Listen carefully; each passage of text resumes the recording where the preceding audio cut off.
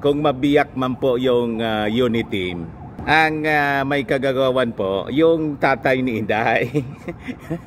Di ba? Hindi po tayo na mga vloggers na sumusuporta sa ating Pangulong BBM. BBM.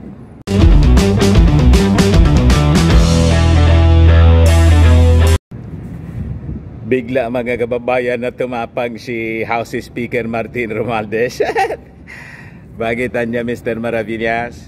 Naging alatigre na po. Ayan po mga kababayan.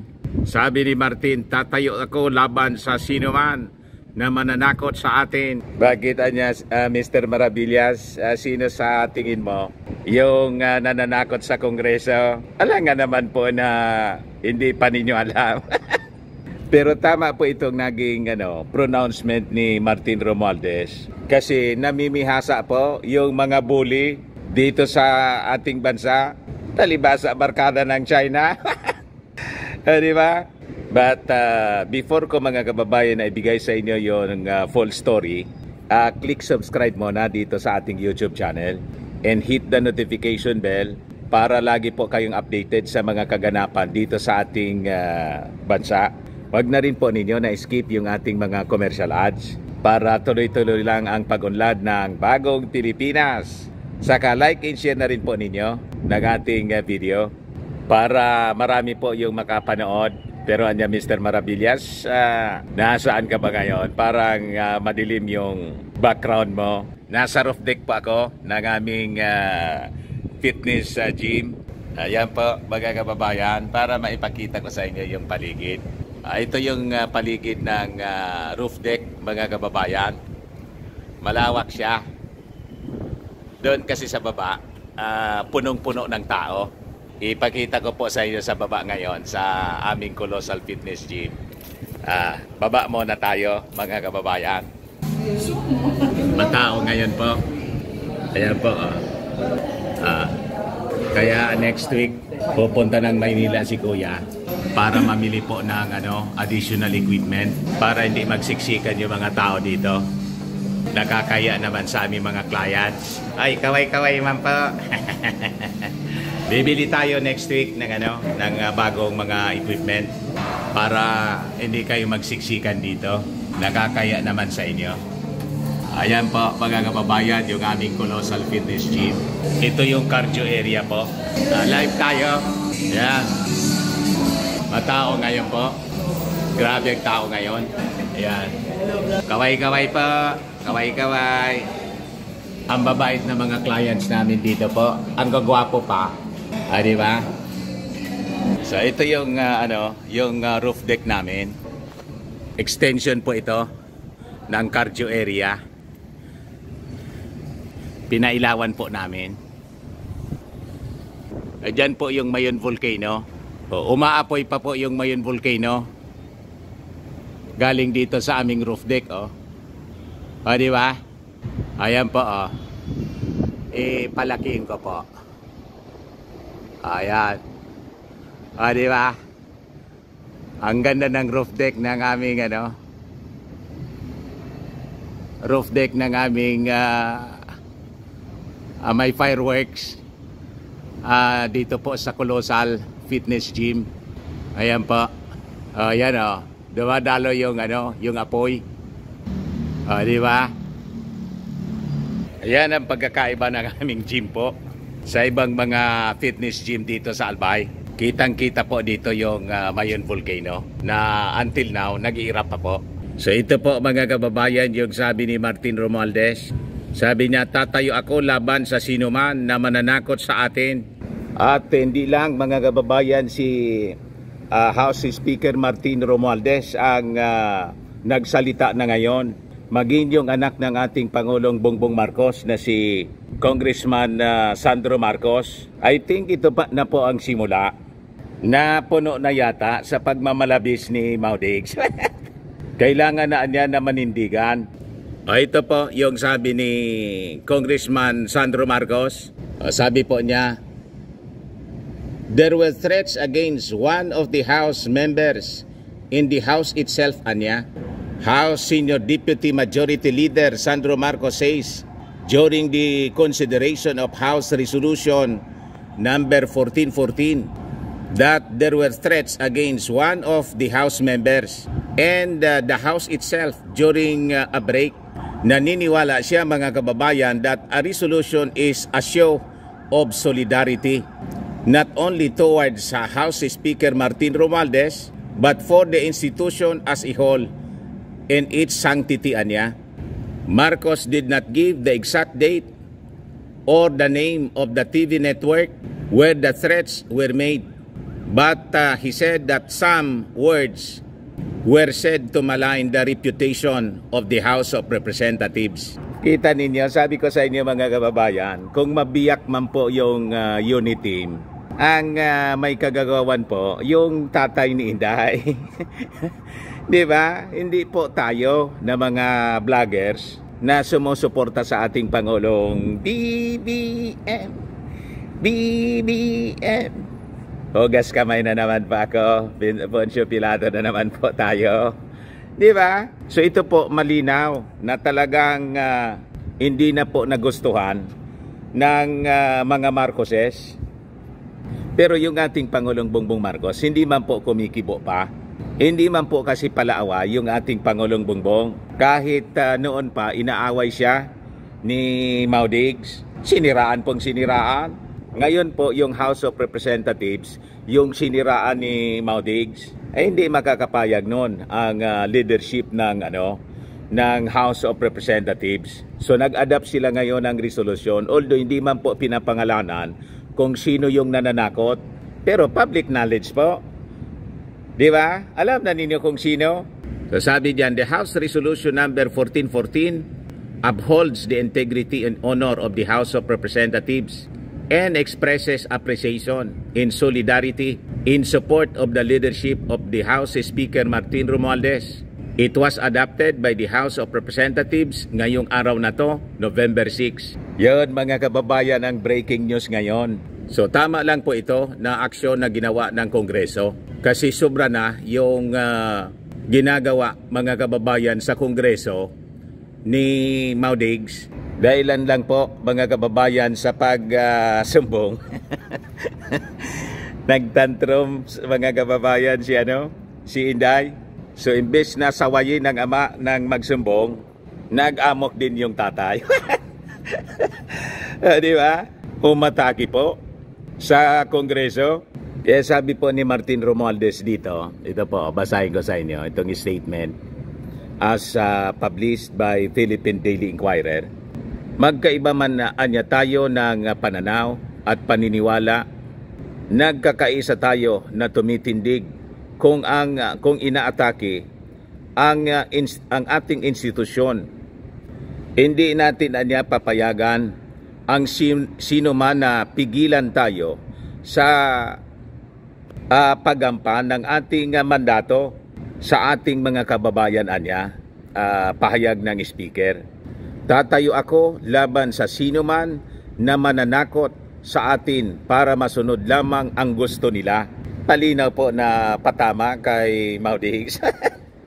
Titindigan niya ako, tayong lahat, para sa kapakanan ng bayan. Matigas mga kababayan na pahayag ng Speaker of the House na sabi ko nga mga kababayan, malamang siyang babasbasan ng ating Pangulong Bongbong pagdating po ng 2028 presidential elections. Ano tingin po ninyo mga kababayan? Tama yung mga analysis natin. Ngayon, si Senior Deputy Speaker Aurelio Dong Gonzales, member ito ng PDP Laban at isa sa mga nag-sponsor ng House Resolution 1414. Diretso na rin po mga kababayan na nag-resign as member ng PDP Laban ni Maudigs. Ayan po, nakatabi ni Digong. Siya yung pumalit na Senior Deputy Speaker nang idimot po si The Little Girl. Diba? Nang matunugan mga kababayan ni Speaker Martin Romualdez na may plano siyang ikodita na nagresulta sa tambalos-los isyo ni Inday. Ito yung mga developing story, mga kababayan. 10 minutes pa lang. 10 minutes ago. Sabi dyan, GMA ungab not among authors of House Resolution supporting Romualdez. Alarms na this. 7 of the 9 deputy speakers have authored House Resolution number 1414 to uphold the integrity of the House of Representatives and express support for Speaker Martin Romualdez, Deputy Speakers Gloria Macapagal Arroyo, and Isidro Ongab, Davao City, 3rd District, are not among the authors. Siyempre naman po. Di ba? Alam na po kung sino yung mga kakampi ni Speaker at kung sino yung mga members ng bandang The Platters. So sabi dyan, 7 deputy speakers who authored the resolution are Senior Deputy Speaker Aurelio Dong Gonzales Jr., Pampanga 3rd District, yun ang pumalit kay GMA, and Deputy Speakers Ralph Recto, Camille Villar, Duke Frasco ng Cebu, Roberto Puno ng Antipolo City, Christine Singson Mihan ng Ilocos Sur, at saka si Raymond Mendoza, TUCP Party List. O ngayon, yung iba pang mga authors are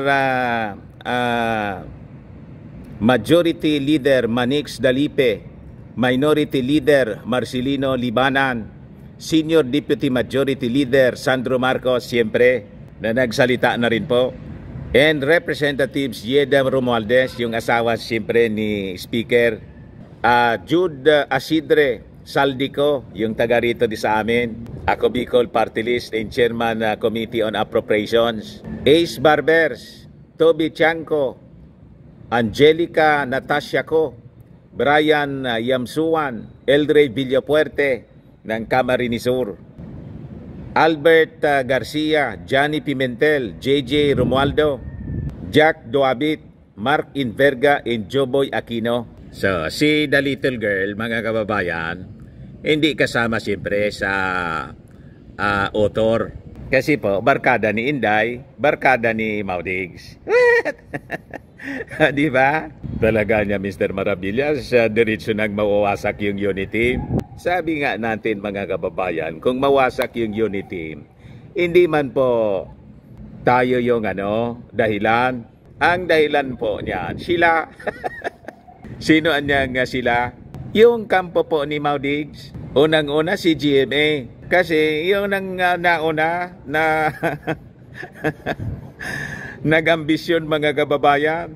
Tapos sinundan ni Inday, sumaklolo kay GMA. Tinawag si Martina Tambaloslos. Although hindi man niya pinangalanan, pero pinaringgan. Tapos nag-speech si Inday. Ayaw nang isama yung middle name ni President Bongbong na Romualdez. Tapos umangkla, hoping na yung confidential funds po nagipagbalikan. Yung confidential funds, mga kababayan, i-approve ng House of Representatives, bigla pong tinanggal kay Inday. Ayun. Nang wala, mga kababayan. Na-discovery po kasi ng Kongreso na matindi po kung gumastos si Inday sa confidential funds mula pa ng mayor, yung mag-ama. At siyak, mga kababayan, yung Kongreso nang malaman na 11 days po linunok yung 125 million. Pero tama naman, sabi nga natin, yung desisyon ng Congress, hindi man po kailangan ni Inday ang confidential fund. Kasi po, mas kailangan po ng mga security agencies. Kaya nga sabi natin, nagustuhan yung desisyon ng buong Kongreso. Kaya doon sa latest survey ng Tugon, Okta Research, tumalon yung ratings po ni Martin. Tapos yung ratings naman po, trust ratings ni Inday, lumubog ng 12%. O diba?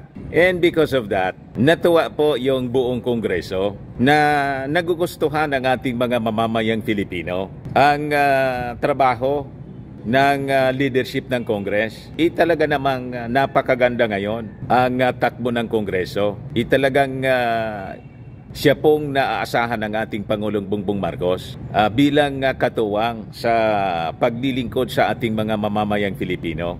Galit po yung mag-ama. Hindi matunawan hanggang ngayon. And with that, ngayong araw na to kasi yung pag-resume ng session ng Kongreso. So nag-usap-usap sila. Hindi niya pwedeng ganito. Hindi maaring basta na lang tayong tatakutin. So nanindigan na po yung buong Kongreso sa pamumuno mismo ni House Speaker Martin Romualdez. So ito po yung naging statement ni Congressman Dong Gonzales. Sabi niya, I will resign now as member and officer of PDP Laban. House Senior Deputy Speaker Aurelio Dong Gonzales Jr. resigns from PDP Laban after saying that former President Rodrigo Duterte called the House of Representatives rotten. Gonzales made his resignation during the resumption of the session of the House of Representatives in response to a question from Liberal Party President in Albay, 1st District Congressman Ed Silagman. So yan po mga kababayan. So tinumbok na po ni Gonzales, ni Dong Gonzales, si Maudigs na siyang nag-threaten sa Kongreso at tinawag yung buong Kongreso na bulok. So mga kababayan, I think yung ating prediction po na hindi na magtatagal, baka si Inday po mag-resign na rin as DepEd Secretary. Sabagay, wala man po wala mga achievement si Inday other than yung pagtanggal po ng pagtanggal ng mga dikit-dikit sa dingding ng classrooms. Makita mong achievement ni Inday yung pag-akyat sa Mount Apo, tapos yung Osmeña Peak sa Cebu, saka bumili po ng snake plant sa Quezon City. Mayroon nga yung other than yung paglagay niya ng mga satellite offices, pero sa Office of the Vice President ba po yon? Si Parado, para yon siguro sa 2028. Preparasyon po sa 2028. So bakit niya Mr. Maravillas tuwang-tuwa ka? Lagi man po akong masaya. Masaya kayata Mr. Maravillas pag nawasak yung unity. Malungkot po ako kasi may mga taong ambisyoso, hindi magtrabaho muna. Napaaga yung politika, di ba? Yung ating Pangulong Bongbong Marcos, trabaho lang ng trabaho. Si Martin Romualdez, trabaho lang ng trabaho. May nag-ambisyon po mga ganit. O, diba? So, ang problema po, wala sa Marcos Romualdez. Ang problema po, sa kanila. Dahil sa maagang pag-aambisyon. Yun ang masama doon. At sa sobrang gutom sa confidential. sobrang pagmamahal pala para mas magandang pakinggan. Sobrang pagmamahal po sa confidential fund. Yung pagmamahal nila sa confidential fund po ni Inday, parang pagmamahal ng baboy sa kaning baboy. Nito sa amin, yung tawag niyan sa Bicol, ang pagkamuot ko anya sa imo, gari pagkamuot kan urig sa sagmaw. What? Ang sagmaw po dito, yung kaning baboy. Kung paano minamahal ng baboy, yung kanyang kaning baboy. Ganon ang nangyari po. Anyway, yun man lang po mga kababayan, baka magwala na yung mga DDS. Ako po si Dante Maravillas. Bye-bye po. God bless.